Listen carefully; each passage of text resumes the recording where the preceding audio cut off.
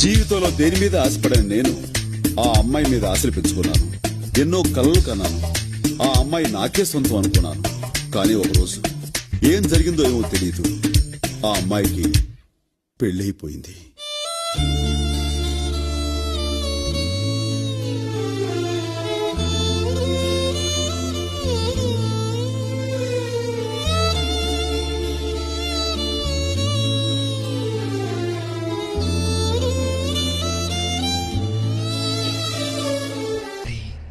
తర్వాత ఏమైంది?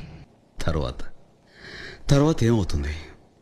ఆ మరుసటి రోజు మా ఏరియాలో ఐశ్వర్య వచ్చింది.